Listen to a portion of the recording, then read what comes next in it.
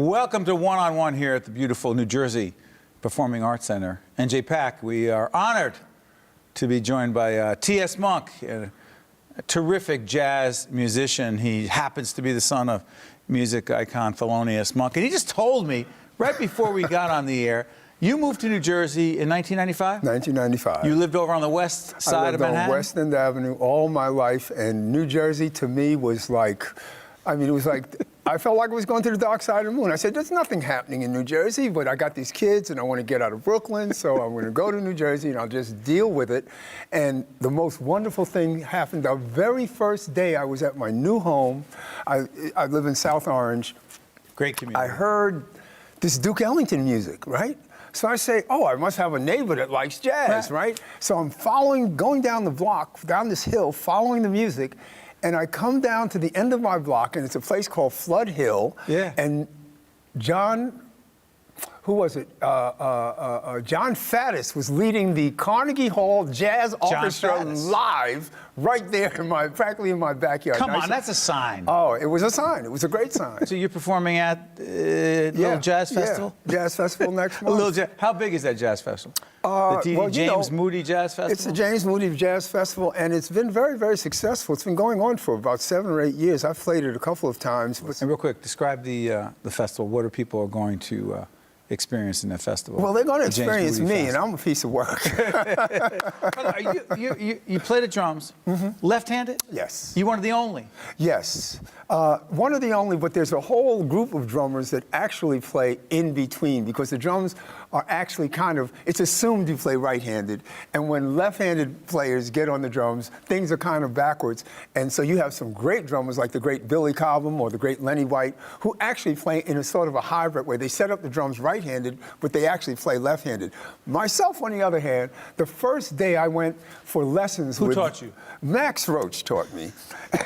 And the first day I went, I sat down and I was doing exactly that. I was sitting down, I was left-handed, and I sat down at the drum set right-handed, and he said, my nickname is Toot, T-O-O-T. He said, Toot, just turn the whole set around. It's like a mirror. And so more often than not, a right-handed drummer will jump on my drum set, and when they get there, they say, wait a minute, everything is backwards, because I set my drum set up exactly like a right-handed drummer, except in reverse. But there are very few of us left-handed drummers. One of the greatest left-handed drummers that ever lived in jazz, Al Harewood, just died this past year at the age of, I think he was, I was with him on his 91st birthday. I think he was 92 when he passed away. Drums keeps you living a long time. You must have experienced some amazing things growing up. And by the way, when did you know that your father, the great Thelonious Monk, was the great Thelonious Monk? You know, Steve, it's very interesting because I just recently, his birthday was October 10th, and I wrote a blog for the Huffington Post, which got a lot of likes and that sort of thing.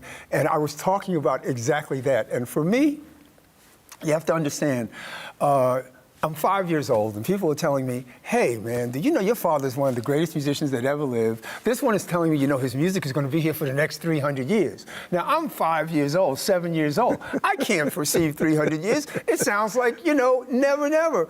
But there were other people that would say to me, you know, in 50 years, your father's going to be bigger than he ever was. And that I could perceive, because I could perceive 1 year. Right. So 50 years I could perceive, but still I said, well, in 50 years, at 10 years old, you figure at 50, you're going to be an old man. And I said to myself, well, but by the time I'm an old man, they'll have forgotten my father, because I'd seen this one come and go, and that one come and go, and that one come and go. And here we are, 50 years later. Thelonious is bigger than ever. He is now the second most recorded artist in the history of jazz, and his composition, Round Midnight, is the most recorded composition in the history of jazz. Well, you know, first time I heard Round Midnight, I just tried to comprehend what it took to put together and whether he knew and those around him knew what it was. What is it? What was it? Why? It's the melody. Thelonious was a slave to melody. I once asked him what was the most important element of music, and he said He said it was melody. And I think that the melody of Round Midnight is so haunting, and it seems to have had the same effect on generation after generation, because, this year was Thelonious' 98th birthday, Right. but he wrote Round Midnight when he was 23 years old, back in the early 40s, and immediately people just latched on to that composition, and there's something about it. It's also, you have to understand that compositions in jazz are improvisational vehicles. And the greatest compositions are not only wonderful melodies, but they're great improvisational vehicles. And Round Midnight is an absolutely fabulous improvisational vehicle for any jazz musician when it comes to improvising. And so I think the combination of this incredibly haunting melody, combined with the fact that substantively it is the kind of tune jazz musicians like to improvise on, I just think it makes it very, very magical. You talk about improvising.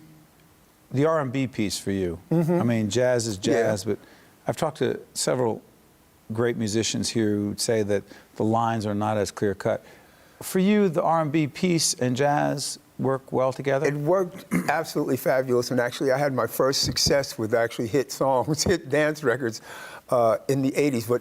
But going to that point, I must tell your audience that one has to understand historically, for an artist like myself, I'm 65 years old now. Yeah, and in the 1970s, when jazz was at its low point, my generation of jazz musicians, the clubs were gone, the Harlem scene was gone, and so we used to do something we called, well, I have to take this boogaloo gig, right? Because What does that of really boogaloo mean? on television. And what that meant was I had to take this R&B gig. And Was it a step down, perceived to be a step down? No, it wasn't a step down. It's more like a step to the left or a step to the right. A step to make some money and A stay step alive. to make some money, exactly. But the effect that had when my generation got into R&B, we are the ones that actually provided the material for what we now call classic R&B. The groups like Earth, Wind and Fire, Yes. the Commodores. Yes. When you look Heavy at jazz if you go influence. to the pedigree of the players, Kool and the Gang, you ask those guys, well, what were you doing when you were young? The saxophone players will tell you, well, I was trying to play like John Coltrane. And the drummers will say, Charlie well, Parker, I wanted to be whomever. Art Blakey Right. or Max Roach. By the way, if your first drums came from Art Blakey? My first drums came from Unbelievable. Art Blakey, and I traded them in for plastic Fives drums in the 1970s because that was the new thing. What? And I didn't know who Art was. He had been around me all my life. He was just Art. I didn't know he was one of the greatest drummers of all time. And so one day, I looked at the drum set that he gave me, and I said, I don't know what these old drums, I want some new, fancy, shiny plastic drums. You didn't understand the significance. I didn't understand. See, and that goes back to what you were talking about, my father. It wasn't until I was 19 that I discovered who my father was. 19? 19, because it was just always coming at me, but he was a good dad. Thelonious was around. He was in the house. Around? He took me everywhere with him. He took my sister everywhere with him. So he was really daddy. Where'd you guys grow up? New York City, Manhattan. Right in Manhattan? Right in What part Manhattan, of Manhattan? 63rd Street and West End, which is now Thelonious Sphere Monk Circle. He would never believe it, but they God. named the street after him. By the way, I was going to ask what you're going to play for us, and then I was told that you're just going to I'm just going to do an improvisational? Yeah, just, people often don't think of the drums as a musical instrument. And if you look at the history of drums and the music industry, there are two drum solos that people recall. Old people will recall a drum solo by a guy named Cozy Cole, and it was a huge hit record called Topsy. Go ahead. Right? And then you and my generation and most Americans know one drum solo, and that's called Wipeout. Oh, wait. Everybody knows Wipeout. Yes. Because people don't 1960s. Right. People don't fundamentally understand drum solos. Because I used to play it on the hood of a car. Exactly. Everybody can play Wipeout. So when you play a drum Not solo, well, but go ahead.